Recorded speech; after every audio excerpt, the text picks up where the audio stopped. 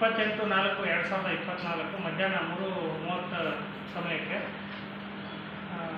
ನಮ್ಮ ಸಿದ್ದಪ್ಪ ಯರಗಟ್ಟಿ ಅಂತೇಳಿ ಅಬಕಾರಿ ನಿರೀಕ್ಷಕರು ಶಿರಾಡೋಣ ಅಬಕಾರಿ ತನಿಖಾ ಠಾಣೆಗೆ ಇವರಿಗೆ ಇಲ್ಲಿ ತಾತ್ಕಾಲಿಕ ತನಿಖಾ ಠಾಣೆ ಚುನಾವಣಾ ನಿಮಿತ್ತ ನಿರ್ವಹಿಸತಕ್ಕಂಥ ಶಿರಾಡೋಣ ಚೆಕ್ ಪೋಸ್ಟ್ ಅಲ್ಲಿ ಒಂದು RJ14 GG 4191 ನಲ್ಲಿ ಬಶೀರ್ ಅಹಮದ್ ಭಟ್ ಅಂತಕ್ಕಂಥ ಆರೋಪಿ 30 kg ಅಫೀಮ್ ಪೌಡ್ರು 10 kg ಗಾಂಜಾವನ್ನು ತನ್ನ ವಾಹನದಲ್ಲಿ ಸಾಗಣೆ ಮಾಡುವಾಗ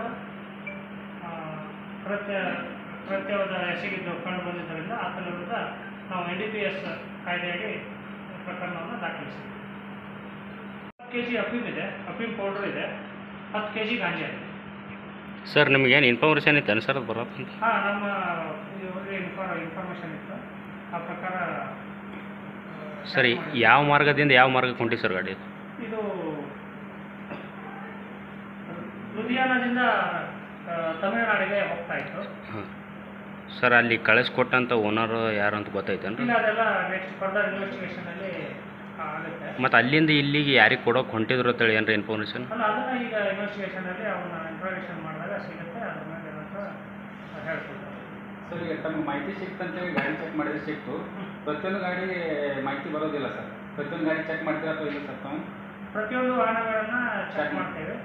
ಆಮೇಲೆ ಇಂಥವು ಮೊದಲೇ ಇನ್ಫಾರ್ಮೇಷನ್ ಕಲೆಕ್ಟ್ ಮಾಡಿರ್ತೀವಿ. ನಮ್ಮಲ್ಲಿ ಗೌಪ್ಯ ಮಾಹಿತಿ ಸಂಗ್ರಹಣೆ ಜಾಲ ಇದೆ ನಮ್ಮ ಡಿಪಾರ್ಟ್ಮೆಂಟದು. ಅದ್ರ ಪ್ರಕಾರ ನಾವು ಮಾಹಿತಿಯನ್ನು ನಮ್ಮ ಚೆಕ್ ಪೋಸ್ಟ್ ಇನ್ಫಾರ್ಮೇಷನ್ ಪ್ರಕಾರ ಅವ್ರ ಇನ್ಫಾರ್ಮೇಷನ್ ತೆಗೆದಿದ್ರು ಆ ಪ್ರಕಾರ ಕೇಸ್ ಮಾಡ್ತೀವಿ ಸರ್. ಮತ್ತು ಬೇರೆ ಥರ ತಿರುವು ಪಡ್ಕೊಳಲ್ವ ಸರ್ ಇದು? ಇಲ್ಲ, ಆ ಥರದ್ದು ಯಾವುದೂ ಇಲ್ಲ. ಅಲ್ಲ, ಭೀಮಾ ತೀರದಲ್ಲಿ ಭೀಮಾ ತೀರ ಬಾರ್ಡರ್ ಸರ್. ಮತ್ತು ಈ ಥರ ಪದೇ ಪದೇ ಈ ಥರ ಆಗ್ತಿದೆ ಸರ್. ಅದಕ್ಕೆ ಯಾರು ಕಟ್ಟುನಿಟ್ಟಿನ ಕ್ರಮ ಏನು ಕೈಗೊಳ್ತೀರಿ ಸರ್? ನಮ್ಮಲ್ಲಿ 2 ತನಿಖಾ ಠಾಣೆಗಳಿದ್ದಾವೆ, ಧೂಳ್ಖೇಡ್ ಮತ್ತು ಶಿರಾಡೋಣಗಳಲ್ಲಿ. ಈ ಚುನಾವಣಾ ನಿಮಿತ್ತ ಮತ್ತೆ ಎರಡು ತನಿಖಾ ಠಾಣೆಗಳಲ್ಲಿ 2 temporary check post, composite check ಪೋಸ್ಟ್ಗಳನ್ನು ಮಾಡಿದ್ದೀವಿ. ಆ ಥರ ಯಾವುದೇ ಅಕ್ರಮ ಎಸಗದಂತೆ ಯಾವುದೇ ಮಾದಕ ವಸ್ತುಗಳು ನಮ್ಮ ಜಿಲ್ಲೆಯಲ್ಲಿ ಬರದಂತೆ ನಾವು ತೀವ್ರ ನಿಗಾ ವಹಿಸಿದ್ದೀವಿ.